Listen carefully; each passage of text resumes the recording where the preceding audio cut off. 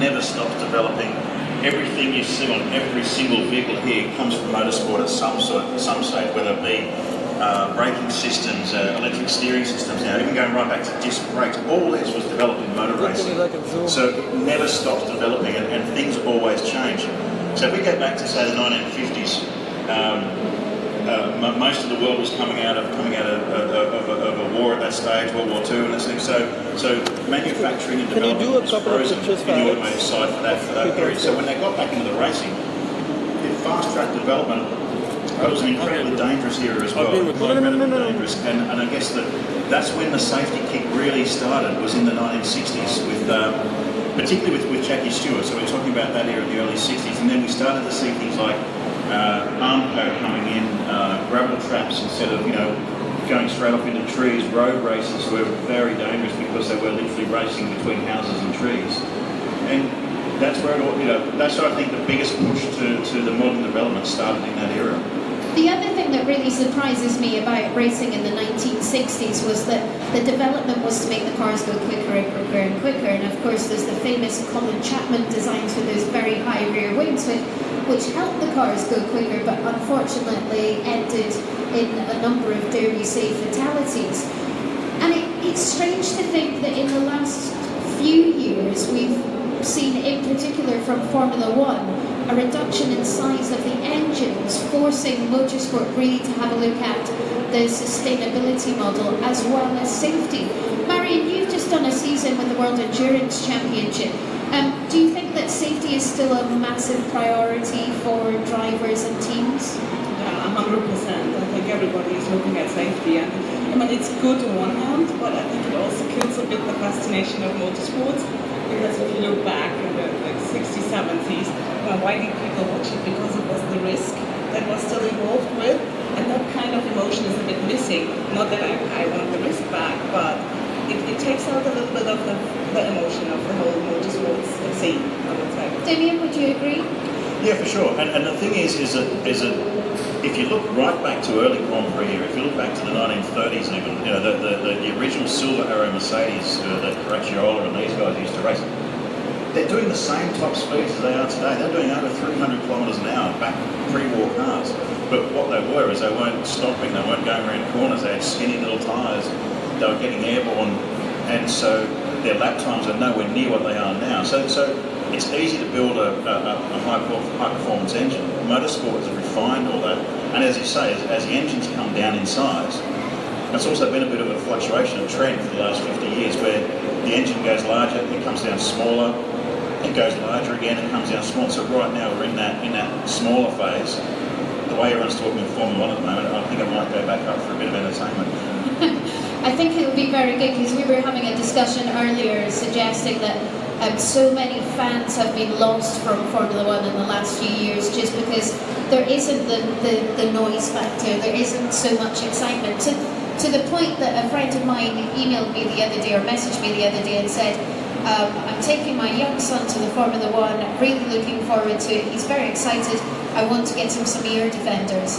My response was, there's absolutely no need, because it is not the sound of Formula One that we heard just 3 or 4 years ago. And that means that I wonder whether it will be difficult to keep youngsters enthused in motorsport. Marion, you touched on this earlier. Have you seen a decrease in the amount of youngsters who want to be involved in motorsport? I think what we all noticed in the industry is that you see the decline in spectators for every series, no matter if it's Formula One, if it's NASCAR, or if it's endurance racing or whatever. And I think that the reason is because the youngsters are not as much interested in that sport anymore as our generation were. And I think this is where the future in motorsport comes in, because how can you attract these young guys again? And I think this is with new technology, with new means of motorsports, like the sim racing community and stuff like this. And I think that the whole industry needs to find a new way in attracting youngsters, and I think this is what they're doing just now. And like I said earlier, for me, motorsports, I need to feel it, I need to hear it, my hair needs to stand up, I need to smell it, so I'm a bit uneasy about it. I think an interesting thing, if you look at it, is that, and it's happening in WEC with LMP1 cars that are first ones to go into a hybrid technology, and they became quieter. But if you look at it in Formula One as well, the great example is that whenever teams like Red Bull or Mercedes-Benz, when they do these demonstration and shows in new cities, they always use the old car. They always use the V8 car that makes so much noise and it just stops the city and it makes the windows and buildings shake and all this sort of thing. Then they come back to the quiet new ones for the racing. I think that's because that's what the spectators want. That's what the fans want. That's how I got into it. I could feel my nose bleeding with the raw fuel, the smell of that, the sound of it. It literally shook the ground that you're under. I think that's a lot of that is missing now. I've got a feeling it will go back closer to the way it was. So let's stop being old fuddy-duddies and reflecting on the past. Let's look towards the future, because there's lots of excitement around future technologies. In particular, you mentioned it already, hybrid technology, full electric technology, but something that's big in the industry looking forwards is being able to use motor racing as a platform to show concept cars. Yeah, absolutely. And we're seeing that now. In fact, in Formula E, which they're trying to generate it as an all-electric, so even the support categories. I went to a Formula E race last year in Hong Kong, and they're running Golf electric cars as in the support category just in very early days. But now Jaguar is heavily involved in Formula E from this year, and they're actually developing a one-make series of E-Pace Jaguars, which is their electric production car, as a support category for the next season. So that's obviously going to be a massive development fast track for these guys to have 15 or 16 cars doing 10 races a year. All it is to develop the technology for their future electric and hybrid production cars. What's it like to watch a race of electric vehicles? I've got to say, I was going in a little bit sceptical, I've got to admit, but it's weird because it's obviously firstly it's quiet, and you have there's a DJ there that keeps the energy going instead of the sound of cars. But what you get though is you find that you're listening now to things like they go much deeper under braking, so you hear the tyres locking up going into corners. Then they whiz out like scale electric cars. But there's a different kind of noise, and it's the sound of their braking, the tyres squealing, all that sort of thing. But it's a totally different form of it did actually become exciting towards the end, because you're watching on the leaderboard, next to these guys' names on the leaderboard, is how much battery charge they have, and whether they've decided to go out fast early, pace themselves later, or pace themselves early and chase. So the drivers have to make this up and have to sort of work out what their tactic and what they're going to do. You're getting down to the last lap and you're watching guys who are 1% of battery, 2% of battery, and then watching them charge, and some fail by the side. So it is actually an exciting formula to watch. It's just you have to retrain your brain a little bit. And there's loads of really big names in there as well. Quite a lot of them have come from the likes of the World Endurance Championship. Do you find that Marion, that there's a lot of interest from the youngsters in wanting to try a Formula E car? I cannot really judge, to be honest, but I think as it's a very modern form of racing, and it ties or it taps into their interest, hopefully, or it looks like it. I think they're more into it and they can relate to it because they can look for their drivers. They can give them this online push with social media so that they can get a greater amount of energy and stuff like this. So it has a lot to do with modern technology, which is what the young generation is into now. So, and you're absolutely right. You've hit the nail on the head. The future of motorsport doesn't just we're not just thinking about how motorsport is going to be in terms of the vehicles and what sort of vehicles they are, but how people are going to be able to market themselves, because in days gone by it was that you had to be a good driver, then it was you had to be a good driver and have money, then it was you had to be a good driver, have money, be good with the sponsors and be on a driver development program. One of the biggest pushes that happens in youngsters moving into motorsport these days, into top level motorsport, is they all have to do courses in media relations.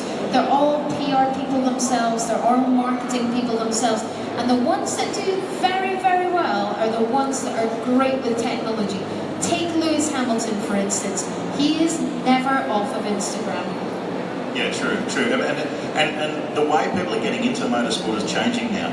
So, in our game, you come through karting and then into the junior formula, and you're spend hours at a racetrack on the weekend and away you go. But now people are coming through sim racing and getting themselves onto the circuit that way. The stuff that we're seeing that the Autodrome's doing right here is a way a lot of people are starting to get into motor racing. And the most obvious name is Jan Markgrove, the Nissan driver. Now he won his seat with the Nissan Driving Academy through a PlayStation competition. His first race was the Dubai 24-hour in a 370Z. He won his class. He's now gone on and since won his class at Le Mans, and he's raced GP2, he's raced Formula E. He's a proper professional driver, backed by Nissan, and he's in the top. He's going to be racing again at Le Mans. But it's not only Nissan, also McLaren is tapping into that with the GT Academy, so they're really recruiting the guys from the sim racing community to the actual racetrack. And I think it's getting closer to bring this online or digital community together with real racing. And like if you see the professional drivers, what do? They practice, they're driving in simulators. Yeah. So it's connecting much more than it was in the past. And also with the simulators, there used to be very few professional simulators around about. And most of them were really in the UK, where a lot of the F1 teams use simulators a lot, but there's also GT simulators and karting simulators now. But the improvement in technology means that we are seeing a lot of youngsters who have huge experience on all the circuits, how the cars drive, the technology behind the computer games themselves has changed to the point where if they say they're a good driver on Gran Turismo, then the likelihood is they're probably going to be a good driver, because 5-10 years ago, Damien and I met some people and just laughed every time they tried to tell us, well, I've never driven on track, but actually I'm number one on such and such a platform. And we were like, what's that got to do with it? Of course, now you've got people like Jan who have come through, and all the drivers, even the gentleman drivers who never stepped in a simulator, are going into sim facilities and training themselves. Now, one major problem that they have, which is interesting between the youngsters and the older generation, is that because I worked at a simulator facility for Formula One back in the UK, one of the major problems we had there was that anybody over the age of about 35 got a type of kind of like seasickness, like sickness being in the simulator, because their brains weren't developed enough, they didn't play computer games enough to be able to use the simulator. They could only ever do 15-20 minutes. The kids were coming in and spending 4, 5, 6 hours on the simulator, no worries. Yeah, and the thing is, if you look at modern racing cars now and cars going to the future, you know, a good driver before was a driver who could come in and report back to his engineer and say, I felt that there was some issues with the steering or the brake, literally feeling it through the pedal control and the steering control. Now it's all fly-by-wire, so there's no connection between the pedals and the mechanics of the car. I thought you were going to say that they come back and say my iPhone beeped and told me that I had a flat tire. Well, I'm about to come to that because the way they're doing it now is it's the same feedback that they get from a sim. And the classic example, which we heard earlier in this year, the Monaco Grand Prix, Lance Stroll, the new driver for the Williams team, and he got into it. He's a very good sim racer, and also has been a test driver through the normal methods. And it was on Friday practice, and he was the Williams team is one of their better circuits for those guys, and they're trying to sort of get the edge on the leading two guys, you know, in practice. As he's going up the hill and around Casino Square, he understeered off and smacked the wall and damaged the car. The first thing he said over the radio was, I do that on iRacing every time, I still can't get it right. First time he'd ever been around in a real car. That's how close it was to him saying, well, it's the same feedback, it's the same feeling, I made the same mistake. Oh, I mean, honestly, some of them. But that's it, isn't it? That is the future of our industry, these youngsters that are coming in and making their way through. From a PR point of view, Marion, do you feel that those who are involved in motor racing understand the importance of promoting themselves digitally through technology?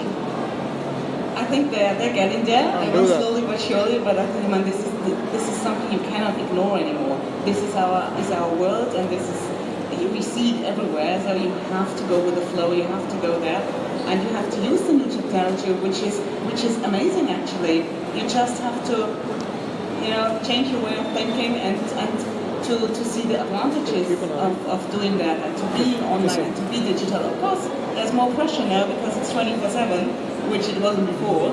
But I think there's also great opportunities how you can use it. And also for all the drivers, like you said, they have to be media savvy, which wasn't so much before.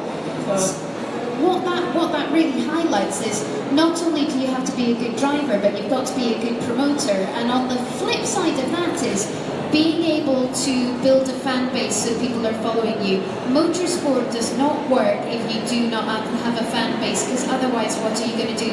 Television is almost going out of the window. Bernie Ecclestone famously said a few years ago, when asked by a journalist how were they going to be able to influence the younger generations coming through, Bernie Ecclestone said, "I'm not interested because they don't have enough money." However, it's got to a point as he, is exiting Formula One. That was before Lance Stroll came along. That was before Lance Stroll came along. As he's exiting Formula One and a new company have taken over, an American company, it sort of highlights the fact that IndyCar in a poll has been voted as the youngsters' favourite form of motorsport purely because of their the way that they digitalise everything to make it open to a community.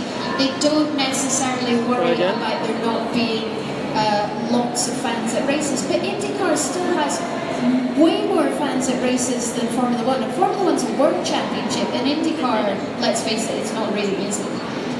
No, so it's a North American series, but the IndyCar guys have always, for the last 20 years or more, have always been much more consumer focused and spectator focused than Formula One. And so now you see every single IndyCar driver has their very heavy social media use. They're releasing press releases themselves. Obviously signed off by their management, but they get to announce it themselves on Instagram and on Twitter and Snapchat and all these other things.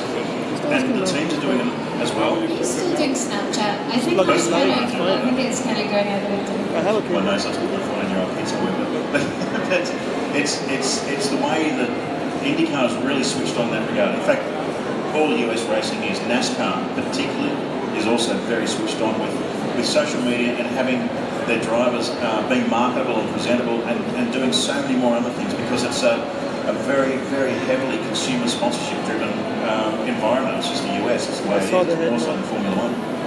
But also what I think what needs to change in motorsports nowadays is you have to bring the motorsports back to the spectators. Because if you look at Formula One, if you look at these big championships, a regular spectator cannot see anything anymore.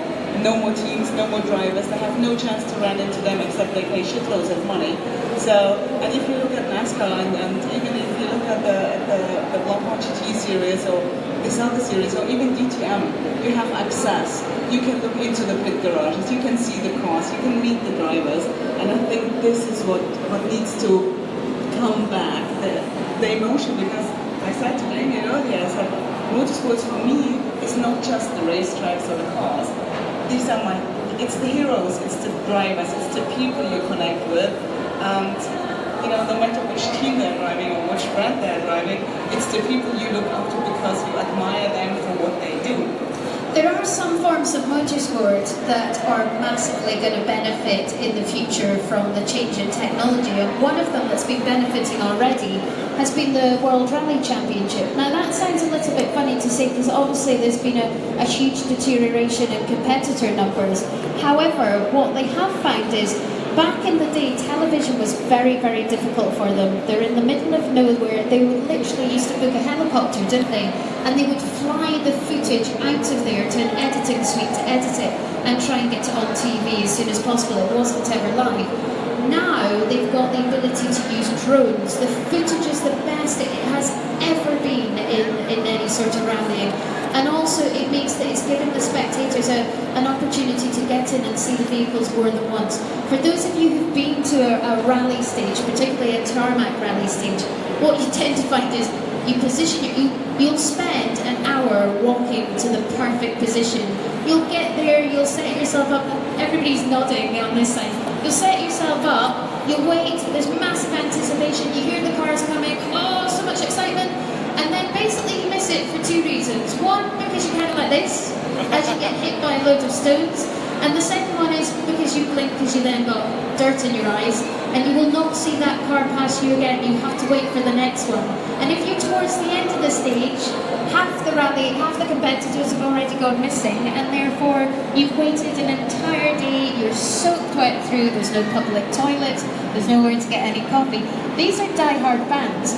So for people like this, there's been a whole new fan base developed because the technology is now available to take that racing right to our computer screens or right to our phone streams, and we can totally immerse ourselves in this. Yeah, and I think that's where that will bring spectators back in the future to rally and to endurance racing, is the fact that you can get the information now and you can see it on your app or on your phone, and you can follow it that way. I mean, GPS technology in general was largely developed from the World Rally Championship. It was the first series to use some kind of form of GPS technology so that rally control can see where the cars are on the system and know exactly who's gone off and who's stopped, etc. That was the first kind of technology that really came into it in terms of what has become social media. And the thing is now is that as attention spans come down, to sit and watch a 24-hour race or a 12-hour race or even a 2-hour Grand Prix, a lot of people are having difficulty with that. So the challenge now is to find ways to keep it interesting, and that's why so many things like different forms of in-car cameras and telemetry information that comes back, which is now initially came back on computers and laptops, so you could watch it all from home or somewhere else. Now that it's all available on your mobile, there's no excuse to not go and sit and actually watch the thing in the stand and still follow it and be interested. So the television stroke kind of computer interaction YouTube site, I almost don't know what to say anymore. Whereas before you said television, what do we say now? Footage? YouTube? It's just multimedia now, isn't it? Multimedia. And Marion, from a PR point of view, maybe 20 years ago we were writing press releases. At the moment we're working on every platform. What's the future for motor racing from a PR perspective? How will you get that information out there? I think first of all you cannot survive without video anymore. Press release might still necessarily still needed, but I think social media is your medium for the future in PR as well. So you need to put these videos out, these little snippets, you need to put pictures out there, you need to be constantly feeding your fans and the public with information. So it's not enough to send out a press release on Monday after the race and some 2-3 nice images. You have to have everything in place nowadays. Do you think people, sorry Jimmy, do you think people read press releases? Because I'll be absolutely honest, if I get press release through about a motor racing event, I'll look at the title and I'll type it into Google and I'll then look for the information through social media or through video. I don't actually read the press releases anymore. No, and I think people will not, because you have live streaming, you have the live coverage here. Why do you need a press release after the race, except there's something in it which you haven't seen during the race itself? It's just too instant nowadays. But I think a press release will become obsolete, except you have some really cool information you haven't transported during the racing. Do you mean is there a chance that in the future we'll get sent a link from the teams or the PR companies with the footage, and then embedded in that will be the entire press release should we require any more information? It's already going that way, and in fact there's 1 or 2 manufacturers here doing it from an automotive position as well very soon. So definitely going that way. I mean, I still use press releases as a basis to find the basics in case I don't find what I need to elsewhere, and at least you've got everything covered. But what we're finding now, I mean, a classic example was this morning, we all came in this morning, we talked about a massive accident that happened at the Macau Grand Prix this morning, because we were watching on Facebook Live, and it was live streaming on that. And if I need to file something for a radio segment or something instantly, I can get the quotes straight from them, from the live streaming on Facebook Live. And this is again where the Americans come in, and you can watch every IndyCar race live and free online through Facebook and other things. And that's an area where Formula One has to pick up. Le Mans is another one. You can sit and watch the whole lot, 24-hour live, and the World Endurance Championship, Bahrain this weekend. You can do all that online, which is an amazing way to go. And that's probably one area where the traditional Formula One guys have fallen behind at the moment. In the past, motor racing has been brought to us through sponsorship, really, whether that's sponsorship of the drivers or the teams or sponsorship of the media content that's gone out. Where have we come from? Where are we now? And what's the future in terms of sponsorship? I think sponsors will become a lot more interactive with the teams. Before, it was a case of, we need money, it'll cost this much, we'll put a sticker on the car and we'll put your logo on the press release letterhead and wear a thing, and that's it, and it's all over. Now they become ambassadors and spokespeople for the brands. They get very heavily involved and they become very much associated. I think McLaren's probably the masters at networking their sponsors to help them work with each other. So, for instance, they have one of their sponsors is a big hotel company. Another one of their sponsors is a big beverage company. They put them together. Now that global hotel chain is exclusively stocked by the beverage company because they met up in the VIP club at a Grand Prix and got talking. And so the benefit, it pays off for all their sponsors in so many other ways. It's no longer put a sticker on the car and away you go. It's a massive networking game for everyone. And motorsport is just the conduit to make sure that all these businesses do business. Now, we don't sort of publicly advertise alcoholic beverages in this region.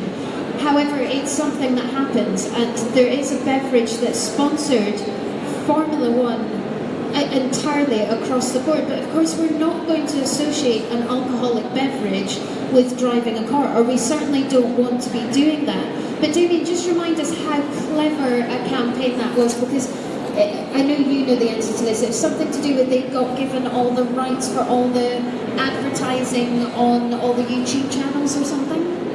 Yeah, exactly. And they're using digital advertising as well. So if you look at the circuits, a lot of the circuits had the traditional advertising on the barriers, but then there are also large blankets of just green, which is used for their digital, so they can superimpose the images onto that for a particular market. So for our market, when you're watching it online, you're just seeing the green barriers, or you're seeing another local sponsor there. But for the markets they're trying to target, the European and the American and Asian markets, they were running their branding in that digital format. Inside the circuit, you are allowed to advertise, so there was no issue there. But it's becoming far trickier to try and get money out of big corporations, and you have to be very clever to work out a way that a sponsor is no longer going to say, I'm going to give you $50 million and we're going to sit back and enjoy it and I'll come to one race. They want to see $65 million back in their pocket by the end of the year somehow. In the automotive industry, there's lots of talk in the future about purchasing vehicles online. Will it get to a point where deals are being done online for bums and seats? Well, there is similar things out there already, so it's not new. So you have databases where you can buy your seat, and of course I think it's going the same way. And especially with the younger generations doing just this on a daily basis. I'm 100% sure. I think Damien agrees. There's one happening right now as a result of a few drivers who were there the other day. So yeah, there's to get into another category of racing for a big one-off race next year. So, and it's all happening online. It's yes, definitely, and you know, people showing their video clips and what they've done, and getting links to I mean, every race car now has a GoPro on it. It's usually one that's supplied by the GoPro or the manual, but the race authority for safety issues and for technicality issues, if they're breaking the rule or whatever. But there's always usually another one. That's actually the driver's own one that he's put in there for his own marketing purposes. Which is really interesting too. In fact, looking at that, touching on it, I'm fortunate enough to have worked in Formula One, and normally I'm in race control, and one of the things that happens in race control is every single circuit around the world, the FIA or Formula One management will bring an entire row of desks with them. So we always have a desk in race control, but they bring a fully automated system. They've got two of them that leapfrog one another and travel around the world. And that system is fully connected everywhere. Now, when you watch motor racing on television, especially if you watch something like Formula One, in fact, Dorna do it as well with MotoGP, you'll see that circuits have flags. Obviously, every circuit has a number of marshals out on track with flags. what FOM and Dorna do is they allow the marshals to stand there with the flags, but actually the drivers no longer pay attention to those flags because they have something called digiboards, and those digiboards are also brought in by Formula One management. And it is, as it says, it's a digital board that gives information to the drivers. It's actually on both sides, and it relays information as the drivers are passing under. It's giving them information. It's also taking information from the cars, relaying that back to race control, which you can see everything. You can see how quick people are travelling, where they are on the circuit. GPS is like almost to the millisecond now. It is that good. Virtual safety car is obviously performed under the digitalisation, and that's something that was just brought in at the tail end of last year. In fact, Abu Dhabi was the circuit where we were actually doing the testing for the virtual safety car, which we see virtually every race at the moment. So there have been lots of changes from a technical point of view, and since Herbie Blash has left Formula One, who was the technical director, and technical directors in the past have been very hands-on engineers. Now the new gentleman that's come in, when you say technical director, he is literally he's a digital technician is what he is. But now we're moving into the next phase of motor racing, which is obviously in line with the automotive industry, and that is electric vehicles and hybrid vehicles, as we just discussed. But it's funny, there's a new form of technology, and it was developed in karting, which I saw last year. We're doing some work with the Ferrari team in Abu Dhabi last year with Sebastian Vettel and Kimi Räikkönen. We're racing these corporate karts. Now they're electric karts, and what they're doing is that when there was a time to issue a penalty, rather than add time to the end of their race or bring them through for a drive-through, they simply just wound down the power of their car and gave them a go slow on track, and they had no control over it. And that's something that's been developed in karting. It's now being used globally in karting. But because we're seeing so many more electric cars now and electric motors or hybrids in cars, it's something that race organisers can now do rather than sort of issue the drive-through penalty or stop-go penalty or whatever else.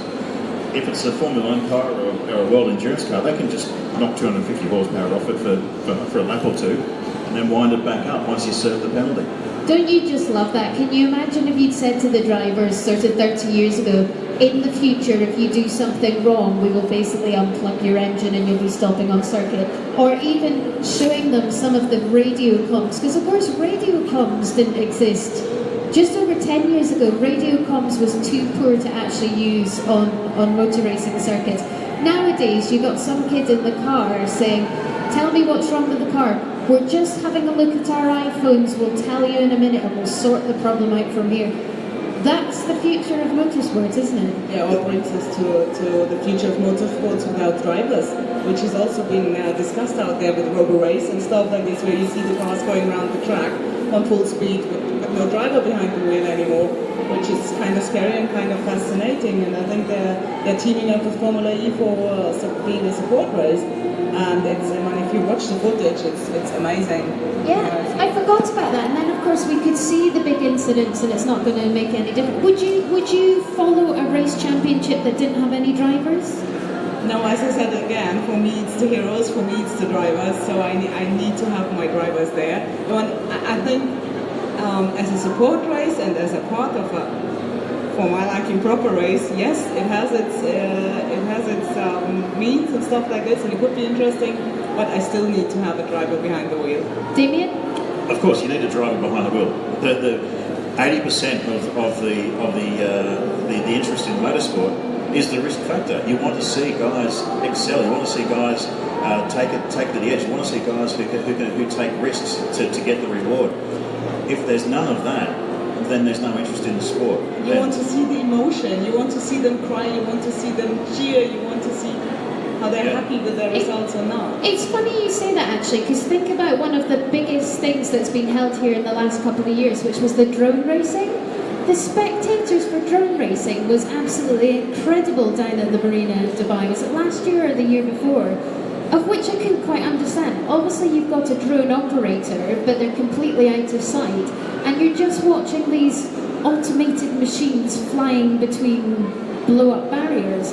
Now, does that mean that would you be interested then if you knew that like the military use their drones, they are piloted, they are remotely operated vehicles, not drones in the military, but would you be happy to see a remotely operated F1 car?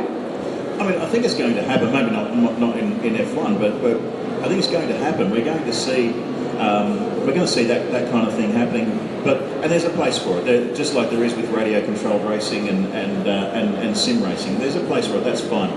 It's not something that I'm particularly interested in, but I don't see it being a main category of racing. I mean, Formula 1 being what it is, they will probably try it and give it a shot and see how it goes.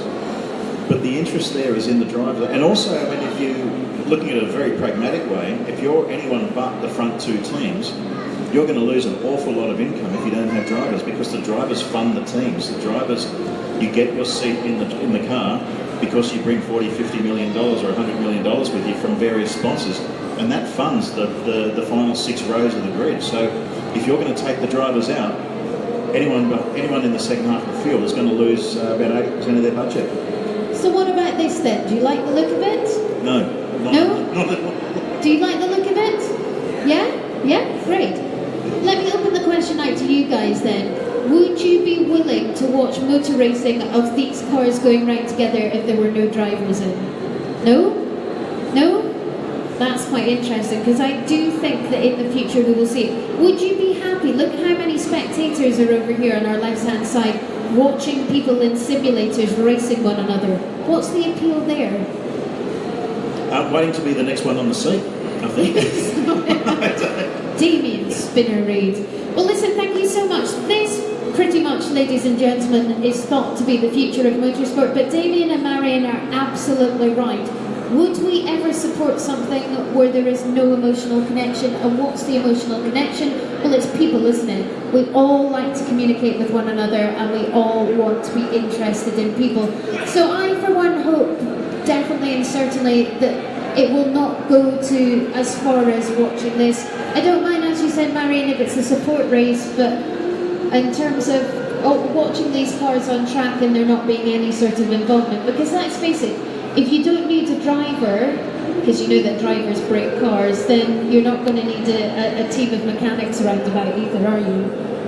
Well, that's the other thing. It should technically operate perfectly. So it's going to wipe out the mechanics, it's going to wipe out the support teams, and then it takes away all the risk of someone making a mistake. You know, because there will, obviously with this, there will be levels of autonomy that will come into it as well. The industry will ensure that will happen, which wipes out a lot of the interest for most of the people who go there. They want to go and see people make mistakes. They want to see people overstep the limit. And if that's all taken away, then it no longer becomes a sport. Boring? You think it's boring? Do you know that we've got to a point now that in F1 in particular, there are 23 people per car, designated per car. That's not the support staff, that's not the engineers in the background or the ECU guys or the data guys. That's just people working, actually touching the car. Out of those 23, 4 of them are mechanics and the rest of them are some sort of technical engineer. Yeah, it's amazing actually. If you look at places like Red Bull and McLaren, they're the bank of people that they keep back at the factory. So when they make a call on the pit wall, and that's why when they have the team debriefs, they're all wearing the cans with the cone, because it's all going back to the headquarters.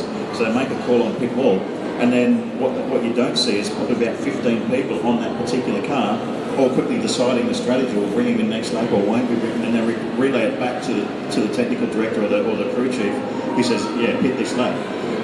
That message has gone halfway around the world to a full board of directors. Effectively, they've had a decision by committee in 15 seconds, and it's come back. It's amazing. That, ladies and gentlemen, is the future of motorsport in our eyes. If you've got any questions, we'd love to hear from you. Has anybody got anything in particular they'd like to add that perhaps we haven't touched on? I mean, what are your thoughts and opinions on the future of motorsport? No. I'd like to add something. I think that one of the disappointing things about Formula 1 for me is that if it feels like it's being restricted and it's in the leash and it's a bit of a noose, you know. Whereas to me, Formula 1 when I was a kid, it's like it was the pinnacle. It was the most extreme of what you could achieve.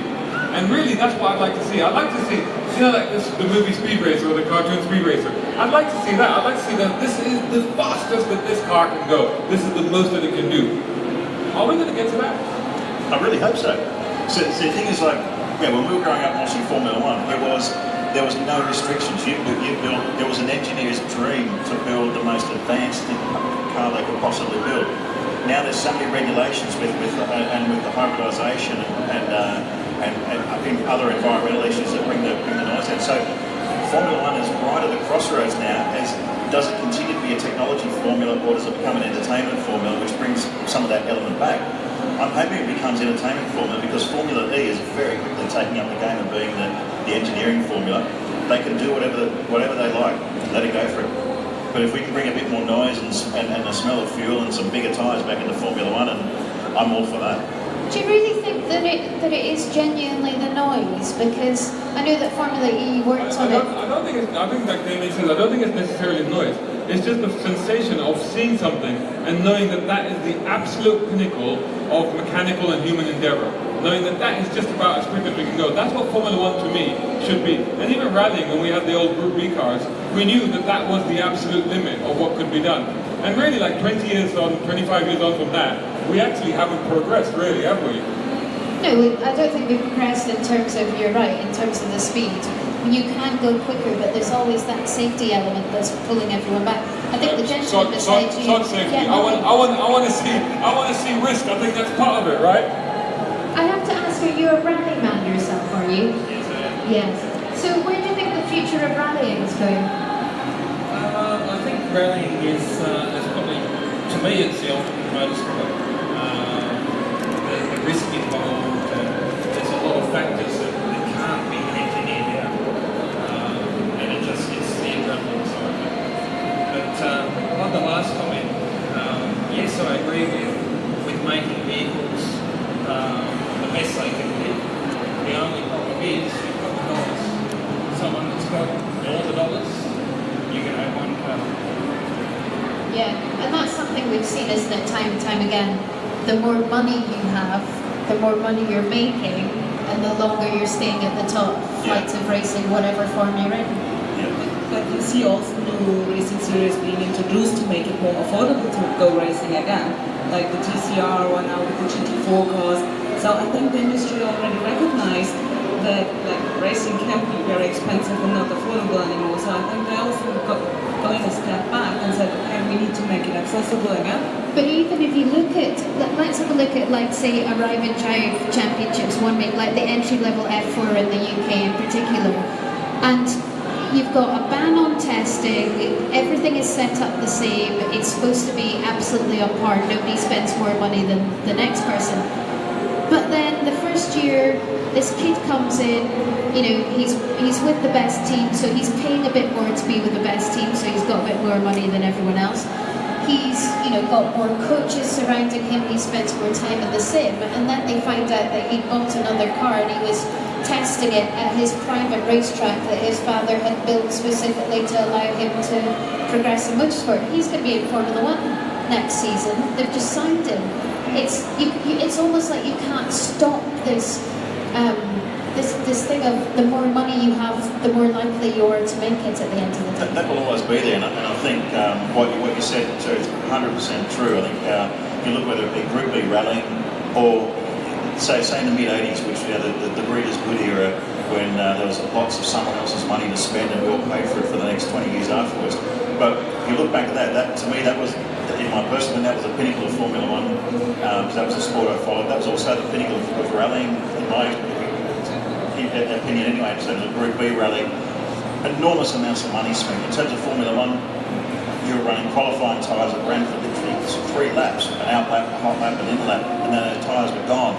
They'd go through 15 sets in a day, they'd go through 5 engines in a weekend.